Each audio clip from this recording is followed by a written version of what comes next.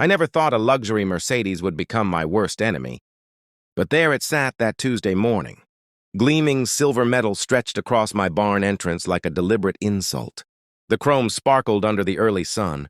The leather seats still smelled showroom fresh, and it was positioned perfectly to block the only way I could access my equipment. Victoria stood beside it, designer sunglasses catching the light, that calculated smirk telling me this was no accident. This was a declaration of war. My name is Marcus, and for 48 years, I've worked this land that my grandfather cleared with his bare hands and my father built into something worth protecting. This isn't just property to me, it's legacy written in soil and sweat. But Victoria, our homeowner association president, sees it differently. To her, my barn is an eyesore. My tractor is a nuisance, and my entire way of life is something that needs to be erased and replaced with another cookie-cutter subdivision. Before we continue, drop a comment telling me where you're watching from right now. The war between us started small 3 years ago, when she first arrived with her clipboard and her regulations. My rooster crowed too early and disrupted her morning routine. I told her roosters don't own watches. Then came complaints about hay bales positioned too close to property lines, about livestock smells drifting toward her manicured lawn, about tractor noise interrupting her afternoon tea time. She once marched onto my land during harvest season demanding I cover my hay bales because they were visual pollution from the road. I asked if she wanted me to put my cattle in tuxedos too. She didn't laugh. Victoria never laughs unless it's at someone else's expense. The association board bent to her every demand because most of them were her friends. Anyway, suburban transplants who thought farm life looked charming in photographs until they realized it involved actual dirt and real work. I tried keeping peace. I reinforced fences, controlled my dogs, even stopped playing my music on weekends. Nothing satisfied her. She wanted me gone, wanted my land flattened into another development called something like Serenity, Meadows, or Harmony Hills. I'd heard her comments at board meetings about how modern development could raise everyone's property values, always said with that sweet smile like she was doing me a favor. That morning when I found her Mercedes blocking my barn, I knew immediately this wasn't careless parking. My property stretches across substantial acreage with the barn positioned dead center, and that entrance is the lifeline. If it stays blocked, everything grinds to halt. I can't feed cattle, can't move hay, can't maintain fields. The entire operation dies, and Victoria knew that. She knew exactly what she was doing. "Good morning, Marcus," she called out, her voice dripping artificial sweetness. "Sorry about the parking situation, but my driveway is being redone, and I needed somewhere temporary for my new baby." I stared at the dealer tag still hanging from her rearview mirror, then back at her face. "Victoria, this isn't a parking spot," I said slowly, forcing calm into my voice. "This is my barn entrance. I need access right now." She tilted her head with exaggerated innocence. "Oh, surely your tractor can wait a few hours. What do you call it? Farm equipment? Can it take a little break?" She giggled, like agriculture was some cute hobby instead of how I survive. That laugh ignited something deep in my chest. "My equipment doesn't take breaks," I said firmly. "My cattle need feeding. My operation runs on schedules. That's how farms work." She waved a manicured hand, dismissing my words like smoke. "Honestly, Marcus, your whole setup is so incredibly outdated. Do you really expect this neighborhood to tolerate all this disruption forever? Maybe this is the universe giving you a sign that it's time to modernize or maybe relocate."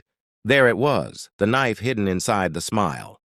Victoria never did anything without strategy. Parking her Mercedes here wasn't about convenience, it was about dominance. She wanted me humiliated, watching helplessly as my livelihood ground to a halt because she decided it should. "Move the car," I said, my voice dropping low. She slid off the hood, smirking. "And if I refuse?" I stepped closer, boots crunching gravel, her expensive perfume clashing against the honest smell of hay and earth. "Then you'll regret blocking my barn." Her smile widened, but uncertainty flickered behind those designer lenses. "Are you threatening me, Marcus?" "That could be reported as intimidation, harassment, violation of community conduct policy. You're already on thin ice after that rooster incident last month." My blood pressure climbed, but I knew losing control would hand her exactly what she wanted. Association disputes were her battlefield, where she thrived on paperwork and penalties. If I pushed too hard, the board would side with her instantly. "Fine," I muttered, turning toward my house. "Enjoy your temporary spot. Her laughter followed me like nails scraping slate. "That's what I thought," she called out triumphantly. But as I walked away, something shifted in my mind. Victoria thought she'd won. Thought her wealth and connections made her untouchable. What she didn't realize was she'd just given me the perfect justification to fight back on my terms. Growing up on a farm teaches you that some problems need patience, some need tools, and some need raw horsepower. That Mercedes was expensive and shiny, but it wasn't built for what was coming. My John Deere tractor sitting in that shed, though, that machine was built specifically for removing obstacles. And I was about to remind Victoria of something important. Out here in farm country, the strongest weapon isn't money or regulations. It's determination backed by diesel-powered steel. What does Marcus do next? Does he call the authorities, or does he take matters into his own hands with that massive tractor? The decision he makes will shock the entire neighborhood and change everything forever. Make sure you hit subscribe on Behind the Hedges, because part 2 drops next, and trust me, you absolutely don't want to miss what happens when a farmer's patience finally runs out. Drop a comment telling me what you would do if someone blocked your livelihood like this. The equipment shed wasn't far from the barn, but by the time I reached it, my pulse had slowed just enough for reason to creep back in. My father's voice echoed in my head, the same lesson he'd drilled into me since childhood. "Marcus, anger is like gasoline and a match. It burns hot and fast, but it'll consume everything you care about if you're not careful." For a long moment, I just stood there staring at that shed door, hand on the handle, knowing that what I did next would change everything. Running Victoria's Mercedes into the ground would feel satisfying in the moment, sure, but it might also drag me into legal consequences I couldn't easily escape. So I decided to try one final attempt at doing things the proper way. I pulled out my phone and dialed the sheriff's department, my eyes never leaving Victoria, who was still casually leaning against her luxury barricade, scrolling through her phone like she owned the world. The call connected and Deputy Miller answered, his young voice professional but cautious when I explained the situation. "Well, Mr. Harris," he said after a careful pause, "technically speaking, it's private.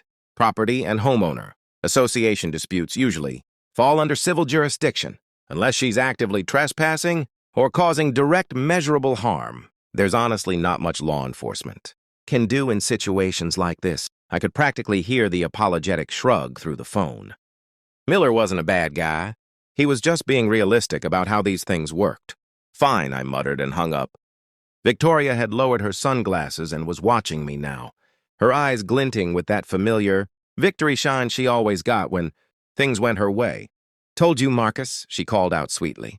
"You're wasting your time with phone calls. My husband donates generously to the sheriff's annual fundraiser. Everyone knows who I am." That smug certainty in her voice made my jaw clench, but I forced myself to stay calm. "All right, then. I'll bring this to the association board tonight. Their emergency meeting is at 7. We'll let them decide who's in the wrong here." She actually laughed at that, a sharp sound that cut across the morning air. "Oh, please do, Marcus. I'd love to watch you embarrass yourself again in front of everyone." So that evening, I did exactly what I said I would. I showed up at the community clubhouse where the air conditioning hummed and bottled water sat in neat rows on the table. The board members arranged themselves in their usual positions with clipboards ready, like we were in actual court, instead of a neighborhood gathering. Victoria naturally sat in the center chair, presiding like royalty over her kingdom. I presented my case clearly and calmly. I explained how her vehicle had blocked my barn entrance for an entire day, preventing me from feeding livestock and maintaining my operation. I emphasized that the barn wasn't decorative, it was functional, that this wasn't about community aesthetics, but about my ability to survive. Victoria interrupted before I could finish, her voice dripping theatrical concern. "Tom, you're being overdramatic." I parked temporarily while waiting for contractors to complete work on my driveway. "Surely your farm animals could wait a few hours for their food." It's not like they were actually starving to death. A couple board members actually chuckled at that. I felt my face flush hot. This isn't amusing. She deliberately interfered with agricultural operations. If this behavior continues, my entire livelihood is at serious risk. Douglas, one of the senior board members, tapped his pen against the table thoughtfully. "Marcus, we understand your frustration, but technically community regulations do allow for temporary visitor parking in designated shared spaces." "Shared spaces," I nearly shouted. That's my barn, my private land. What part of that qualifies as shared community space? Douglas shifted uncomfortably in his seat. Well, we'll need to review the exact boundary specifications in our records. But in the meantime, perhaps you could be more accommodating? Victoria's guests and visitors bring cultural value to our community. Victoria leaned back in her chair looking utterly satisfied with how this was playing out. See, Marcus, this is exactly why you're always in conflict with everyone. You refuse to adapt or compromise. You cling desperately to your outdated ways. Real progress requires flexibility and cooperation. Progress? I shot back. Progress isn't parking a luxury vehicle where livestock need to be fed. That's not progress. That's arrogance and entitlement. But the board didn't care about my perspective. They shuffled their papers, avoided direct eye contact, and finally wrapped up the meeting with vague promises to revisit parking, guidelines at some unspecified future date. I left that clubhouse with nothing but the sound of Victoria's triumphant laughter echoing behind me, driving home under the dark, star-filled sky. I felt this heavy weight pressing down on my chest. I'd tried reason and logic. I'd tried calling law enforcement. I'd tried working through the official system. Every single door had slammed shut directly in my face. The next morning, when I stepped onto my porch, the Mercedes was still there, polished and gleaming, a silver monument to Victoria's power and my apparent helplessness. She doubled down on her position. My cattle were lowing louder than usual, restless and hungry without their proper feeding schedule. Watching them pace anxiously near the fence drove home what I already knew deep in my gut. This wasn't about me and my pride anymore. This was about them, about my responsibility to creatures depending on me. Does Marcus finally snap and unleash his tractor on that Mercedes, or does he find another way out? The decision he makes next will send shockwaves through the entire community. You need to see part 3 right now. Make sure you're subscribed to Behind the Hedges and hit that notification bell, because what happens next is absolutely explosive. Comment below if you think Marcus is justified or if he's about to make the biggest mistake of his life. That day, I tried one final olive branch even though every instinct told me it was pointless. I walked up to Victoria with my hands raised in a gesture of peace, forcing myself to sound reasonable one last time. Victoria, listen, I don't want this situation to escalate any further. Just move your car, and I'll even help you find a safe parking spot until your driveway work is finished. We can put all of this behind us and move forward. She lowered her designer sunglasses slowly, and that smirk cut deeper than any blade ever could. Marcus, you just don't get it, do you? This is so much bigger than a car blocking a barn. Your entire operation is an eyesore that brings down property values. Your tractor is a constant noise nuisance. Frankly, your whole farm drags down what we're trying to build here. If you don't like the direction this community is heading, maybe you should seriously consider selling and moving somewhere less civilized. Her words hit harder than I expected. Not because they contained any truth, but because they absolutely dripped with contempt for everything my family had built over generations. This wasn't about hay or livestock or barn doors anymore. To Victoria, my entire life's work was disposable garbage. That needed to be cleared away for her vision of suburban perfection. And that's when the last ember of my patience finally burned out completely. I didn't shout or argue or make threats. I just turned around and started walking toward the equipment shed, each step feeling heavier than the last. Victoria's laughter rang out behind me, shrill and triumphant like she'd just won some great victory. That's right, Marcus, run along to your little toys. You'll learn eventually who's really in charge around here. But she had absolutely no idea what kind of toy I was about to unleash on her precious Mercedes. The shed door creaked open and sunlight spilled across the steel green body of my John Deere tractor. Dust particles swirled in the air like the machine itself had been waiting for this exact moment. I'd spent decades with this tractor.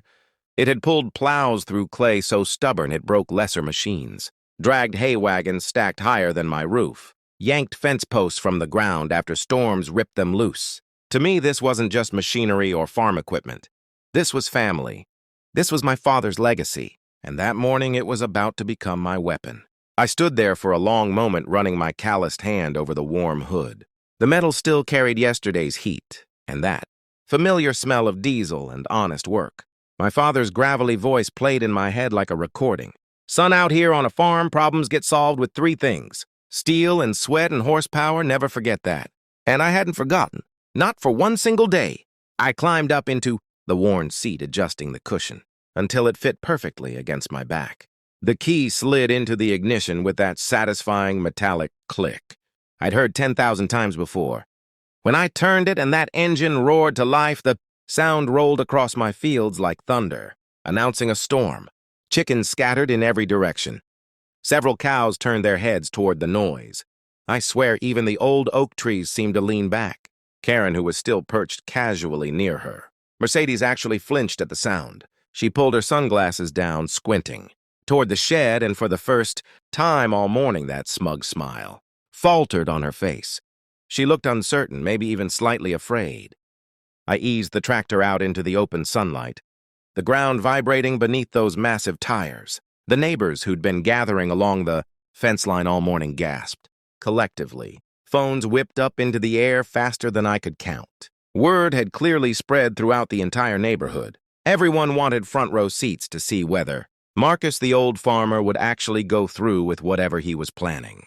And I wanted them watching because this wasn't just about revenge or getting even. This was theater. This was a statement. This was a reminder to every single person hiding safely behind homeowner association, bylaws that some of us still operated by older, and much stronger rules. I positioned the tractor in my yard and cut the engine. Not yet, though. I wasn't going to rush this and risk damaging my John Deere on Victoria's vanity project.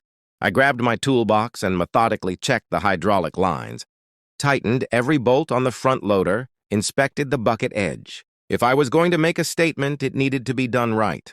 As I worked, memories flooded back unbidden. Days when my father and I hauled massive logs after spring storms. That time we pulled old Mr. Henderson's truck out of the drainage ditch during that bad winter. Even quiet evenings sitting on this very tractor hood, drinking sweet tea and watching stars appear. This machine had been my constant companion through everything, and now it was about to teach Victoria something she desperately needed to learn. By late afternoon, the tension hanging in the air was thicker than the humidity. At least a dozen neighbors lined the fence, whispering nervously among themselves.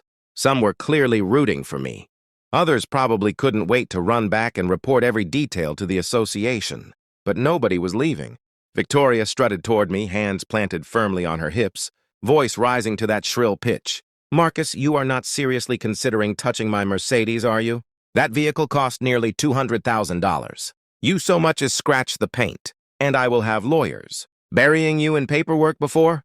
The sun sets tonight." I leaned calmly against my tractor, steady as Sunday morning church. "Then move it off my property." Her jaw visibly tightened. "Absolutely not." The crowd murmured louder now. Victoria wasn't just playing games anymore. She was literally daring me to act, betting everything that I wouldn't have the courage to follow through. I wiped my hands deliberately on an old rag, climbed back into the cab, and fired up that engine again. The roar instantly silenced the entire yard. Neighbors stopped their whispering. Even the birds in the trees seemed to hold their breath. Victoria's face went pale beneath her makeup. She took an involuntary step backward, clutching her phone, like it might protect her somehow. Slowly, deliberately, I lowered the front loader. The hydraulics hissed like some great beast waking from deep sleep. The edge of that steel bucket gleamed sharp and unforgiving in the setting sunlight, positioned directly above her precious Mercedes hood. "Marcus, don't you dare!" Victoria shrieked, her voice cracking with genuine fear for the first time since this whole situation began. I didn't answer her with words because words had failed me too many times already. Instead, I pressed my boot down and inched that tractor forward, rolling steady and deliberate like a freight train that had finally found its track. Every rotation of those massive tires echoed through the ground. Each foot of movement forward drained more color from Victoria's face. The Mercedes sat there gleaming and silent, its polished chrome surface daring me to cross that final line. It wasn't just a car anymore in my mind. It was the physical embodiment of every insult she'd thrown at me, every fine the board had issued, every meeting where they'd laughed in my face while I tried explaining that I was just trying to survive, and I was done being laughed at. The first contact came with a metallic crunch that reverberated through the entire frame of my tractor. The Mercedes hood buckled inward like an aluminum can under a boot heel. That fancy emblem snapped clean off and clattered onto the dirt. Gasps erupted from the fence line, some in absolute horror and others in pure delight. Victoria actually staggered backward, clutching at her chest, like she was watching someone hurt her child. My car. That's a Mercedes. Do you have any idea what it's worth? I pushed the hydraulic lever forward and the bucket pressed down harder. The arms hissed like angry snakes. The windshield spiderwebbed instantly, glass popping and spraying across the ground in thousands of glittering pieces. Tires squealed against the pressure. The suspension groaned and protested. That once perfect luxury machine screamed like a wounded animal. Neighbors had their phones raised high now, recording and capturing every single second of this destruction. This wasn't just a property dispute anymore. This was a full spectacle, a battle between two completely different ways of life playing out in a shower of broken glass and twisted metal. I inched forward more and the tractor's massive weight began climbing up over the side panel. The Mercedes sank into the soft earth beneath it. Its alarm started wailing as if the car itself was crying out for mercy. That shrill electronic siren echoed off the trees, mixing with the crowd's mixture of stunned laughter and shocked gasps. Victoria lunged forward desperately, trying to wave her arms in front of me to make me stop. You're completely insane, Marcus. You'll go to prison for this. My husband will take everything you own. The tractor's enormous shadow swallowed her whole. For just a moment, she looked so incredibly small standing there, her manicured hands flapping helplessly against the thunderous roar of my diesel engine. I locked eyes with her directly through the cab glass and said absolutely nothing. That silence communicated more than any words possibly could. Then I drove forward again. The Mercedes flattened further beneath the weight, its roof caving inward with a sound like thunder cracking. Leather seats tore apart. Airbags exploded in white clouds that floated up like surrender flags.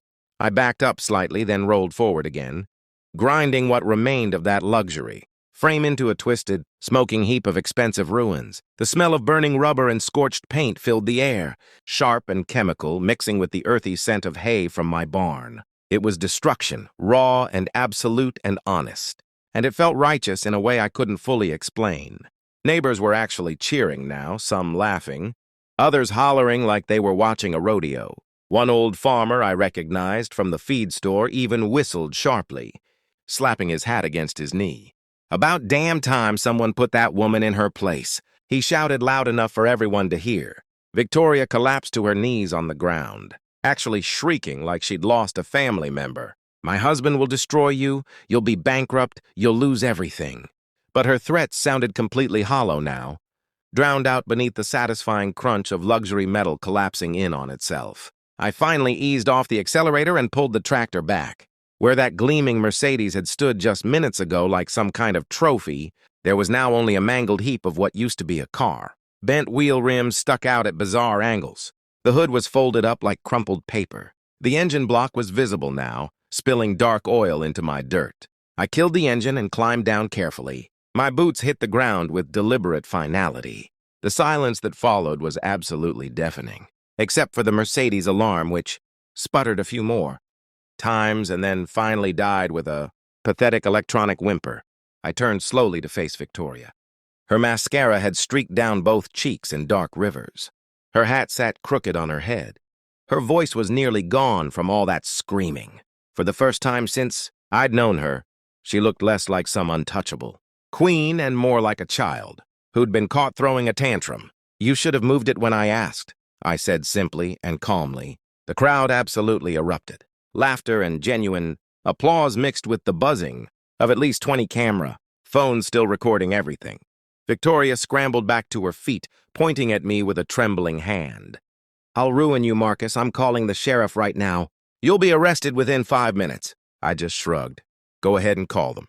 I'll explain exactly how your car blocked my livestock access for more than 24 hours. Pretty sure state agricultural law doesn't look kindly on that kind of interference. Her mouth snapped shut. Her eyes darted around frantically as if searching desperately for someone, anyone willing to back her up or defend her actions. But the neighbors had seen more than enough. They weren't rushing to her defense.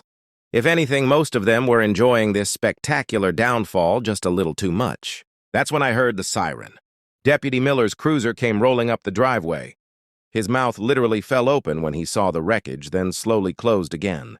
He was clearly trying and failing to hide a smirk. "Evening, Marcus," he said slowly, his tone careful.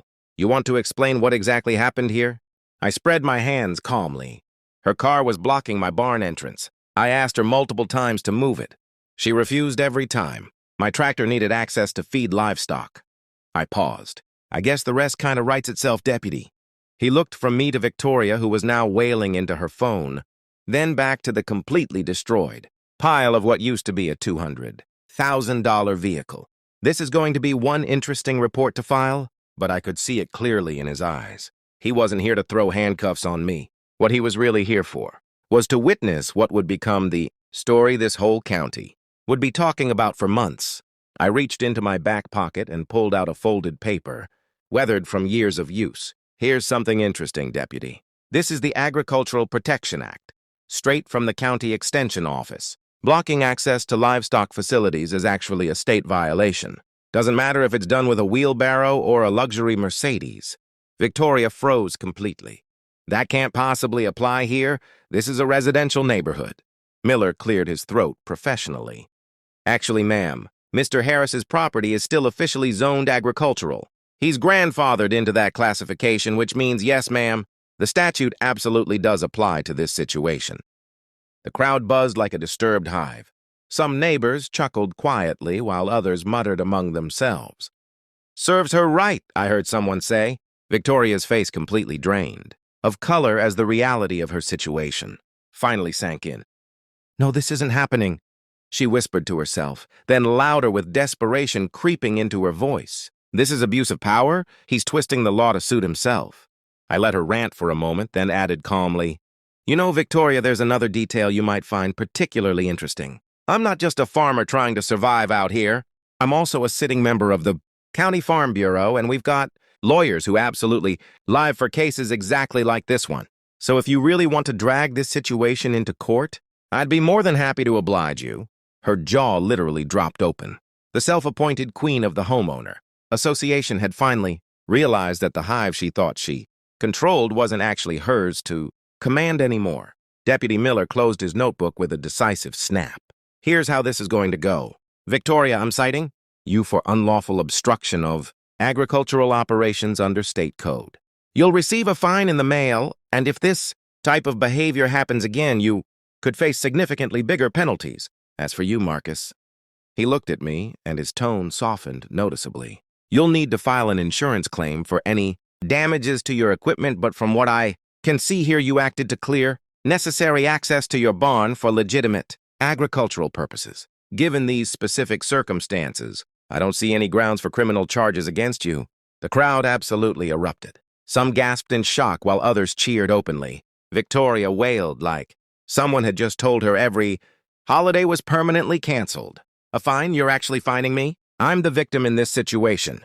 Miller pulled out his citation book and scribbled quickly, then handed her the yellow paper. "The law doesn't see it that way, ma'am. I'm sorry, but that's how the statute reads." She crumpled that citation in her fist, her face contorted with complete disbelief and rage. "This community will absolutely not stand for this. I'll have the entire board backing me up, you'll see." But when she turned desperately toward the neighbors, something had fundamentally shifted. Instead of seeing sympathetic nods and verbal support, she was met with crossed arms and raised eyebrows. One neighbor actually called out loud enough for everyone to hear. "You've been bullying people in this neighborhood for years, Victoria. Looks like karma finally showed up with 4 wheels and a bucket loader." Another voice chimed in from somewhere else along the fence. "We're all tired of your constant nonsense and power trips. Maybe it's time someone else ran the association for a change?" Her eyes darted frantically, from face to face, searching desperately for allies or anyone willing to defend her. But one by one, they simply turned away. The hive had completely abandoned its queen. Within 3 days, the association board called an emergency meeting to address what they kept. Calling the incident, Victoria showed up looking pale and frazzled, still clutching that citation like it was evidence in some grand conspiracy against her. She demanded my immediate expulsion from the neighborhood, insisted I should pay full damages for her vehicle, even threatened multiple lawsuits against me personally. But here's what she didn't understand. Her influence had completely evaporated. Neighbors who'd spent years tiptoeing carefully around her were finally speaking up. A young mother stood and complained about how Victoria had actually fined her son for riding his dirt bike on their own private property. An elderly couple recounted how Victoria had tried to ban their flagpole because she claimed it clashed with community aesthetics. One by one, voices rose throughout that room telling Stored of her arrogance, her overreach, her constant abuse of whatever small power she'd been given. It was like watching dominoes fall in perfect sequence. By the end of that meeting, the board voted 7-2 to remove Victoria as association president effective immediately. Just like that, the queen lost her crown. She stormed out of that clubhouse, muttering frantically about lawyers and appeals, but it was absolutely clear to everyone present that her reign had ended permanently. I didn't celebrate her downfall. Truth be told, I almost felt sorry for her. Almost. Because what Victoria never truly understood was that power rooted entirely in fear never lasts. The very minute people stop being afraid, the whole empire crumbles into dust. Life on my farm returned to its normal rhythm after that. The cattle got fed on schedule. The hay got stacked properly. The tractors rolled in and out without any interference whatsoever. Sure, the association still tried occasionally to send me minor notices about things like painting my fence or trimming hedges, but without Victoria constantly breathing down their necks, it all felt completely toothless. The wreckage of that Mercedes got towed away, eventually leaving behind just a patch of scarred, compressed earth in front of my barn entrance. I never bothered smoothing it over or reseeding that spot. I actually liked seeing it there every single day. A permanent reminder of the morning when a symbol of arrogance and entitlement met a machine built honestly for hard work. Every time I walked past that bare patch, I smiled. Not because I'd destroyed an expensive car, but because I'd proven something much bigger and more important. No matter how shiny someone's weapon appears, wealth and intimidation can never outmuscle genuine grit and stubborn determination. One evening, a young neighbor approached while I was tightening bolts on my tractor. "Mr. Harris," he said somewhat shyly, "I've honestly never seen anyone stand up to Victoria like you did. How did you actually do it?" I looked at my tractor, then back at him. "Son, sometimes in life you fight battles with words and reason. Sometimes you fight them with laws and official procedures. And sometimes I patted that steel hood affectionately. Sometimes you fight them with good, old-fashioned horsepower and the courage to use it." He laughed, but I could see the lesson was sinking in deep. Several weeks later, the entire farm felt noticeably lighter. Children's laughter carried freely down the road again. Neighbors waved more openly and genuinely. The air wasn't thick anymore with the constant tension. Victoria used to deliberately stir up. My land was finally breathing again. And though I know future challenges will inevitably come, whether droughts or storms or tax increases or maybe even another Victoria somewhere down the line, I also know with complete certainty I'll be ready. Because the lesson my father taught me still rings absolutely true. When you protect your way of life with honesty and grit and the right tools, nobody can bulldoze it away. The barn door stays open now. The cattle are thriving. And my tractor sits there gleaming in the shed, waiting patiently and ready for whatever battle might come next. If there's one thing this entire experience taught me, it's this. Standing your ground isn't always about yelling louder or having more money than the other person. It's about refusing to let anyone bully you out of what genuinely matters. Victoria thought her expensive Mercedes and her laminated association rulebook gave her real power. But authentic power doesn't come from possessions or official titles. It comes from resilience, from roots planted deep in the soil of who you are and what you truly stand for. Life will always throw people like Victoria directly in your path. The kind who think control is their birthright and intimidation is a legitimate strategy. But you absolutely cannot let their noise dictate your purpose. Whether it's your land, your job, your family, or your principles, you've got to protect it with absolutely everything you have, even if that means getting creative with whatever tools are at your disposal. For me, it was a John Deere tractor. For you, it might be something completely different. But the core principle stays exactly the same. Never let arrogance block your barn door. Now, I want to hear from all of you watching this. Have you ever dealt with someone like Victoria who pushed you way too far? What would you have done if someone blocked your livelihood with an expensive car? Drop your story in the comments right now. And if you enjoyed this tale of association, drama, and farm, just make sure you hit that subscribe button for Behind the Hedges, because trust me, there are plenty more stories exactly.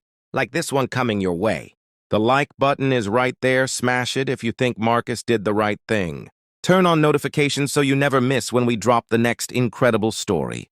Because in neighborhoods like these, the drama absolutely never sleeps, and we'll be here to tell you all about it. Thanks for watching Behind the Hedges, and I'll see you in the next one.